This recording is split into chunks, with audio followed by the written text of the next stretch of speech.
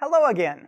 Like I said before, the cognitive approach isn't exactly a teaching approach, as much as it is a way to understand a learner. But that doesn't mean that there aren't key takeaways for teachers in a language classroom. Let's discuss a few of these ideas now. Language learner strategies, cognitive and metacognitive. First of all, one of the great concepts that is directly tied to the cognitive approach is that learners have both cognitive and metacognitive strategies that they use in order to learn.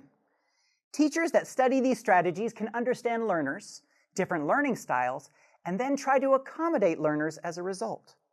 There are entire books, not as boring as a book about a comma, on learner strategies, and entire disciplines devoted to the use of learner strategies effectively used in a classroom. These books help learners and teachers understand how to plan, organize, and monitor learning. In fact, it wouldn't be entirely incorrect to say that cognitive scientists helped us move away from teacher-centered views about language learning and closer to the student-centered strategies we use today. For those of you that have taken our first course, Foundational Principles, remember that we discuss certain strategies, such as practice. Cognitive theorists spend a lot of time discussing the process of practice, and they break it down into key components. For example, one form of practice is often termed rehearsal. A rehearsal might be defined as speaking practice that can be done by yourself. I often practice in front of a mirror, or with a partner or group. And come to find out, there are several steps to a successful rehearsal. A rehearsal of language often involves pre-learning vocabulary, often enhanced by writing down vocabulary words to help chunk certain ideas together. Second, learners often have to slow down during particularly difficult linguistic structures, like a hard-to-pronounce word or difficult grammatical item. Finally, students have to repeat the process so that the difficult sections and the easier sections move together until it feels more authentic, more automatic. Interestingly enough, cognitive scientists have noticed that thinking of location and audience gives the learner better recall and understanding. Thus, cognitive theorists would definitely recommend extensive practice, and practice that involves a clear understanding of the mental processes associated with practice. Feedback on errors and explicit grammar instruction. Another important cognitive science concept that language teachers use today is the need to give students feedback on their errors.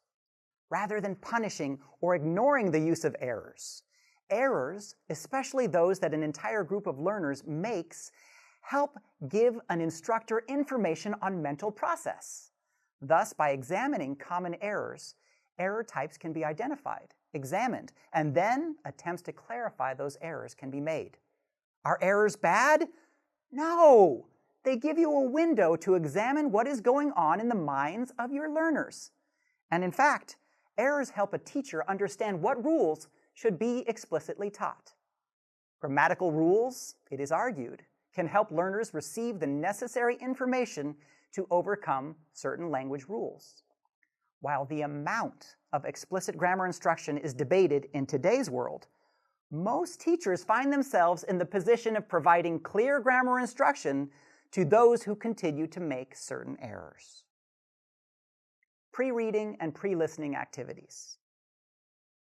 Recognizing that the mind doesn't just receive instruction all at once, cognitive scientists would most likely recommend activating background knowledge using pre-reading and pre-listening activities. Pre-reading and pre-listening activities are very common in most language textbooks and can come in a variety of forms. For example, you might see an activity that shows a simple picture and ask students to explain what they see. This picture engages students to think of language that is likely going to be seen in the reading or listening activity. Thus, if you were teaching an activity about going to a restaurant, you might see a picture of a restaurant featured in the anticipatory activity. The basic concept is that you want to activate a student's mind, engage them in ideas and thoughts that they already know, so that you stimulate the same part of the brain that you will be requiring them to use in the future reading or listening activity. Other cognitive processes. There are a number of cognitive processes that we will discuss in our third course about lesson design. In fact, we will loosely base lesson plan design on the work of cognitive scientist Robert Gagne, who suggests a number of different steps of instruction for appropriate learning to take place. In the future, we will discuss such concepts as gaining attention, reception, informing learners of objectives, expectancy, stimulating recall of prior learning, retrieval, and other steps intended to help learners retain information. Lesson planning with a learner in mind is a powerful way to ensure that instruction isn't simply left to a learner to solve. Rather, a wise instructor can carefully build lesson plans so that students will receive the information in a way that allows them to hold on to that information. Now, let's do as cognitive scientists would suggest and do a little predicting exercise. A great mental process. Anyone have any idea how the pendulum might swing next? The cognitive approach looked an awful lot at the mind of a learner, didn't it? And it also focused a lot on research and studies, and got a little bit away from students themselves. What do you think the next approach might look like? Let's find out in our next video here at Teach English Now. See you then.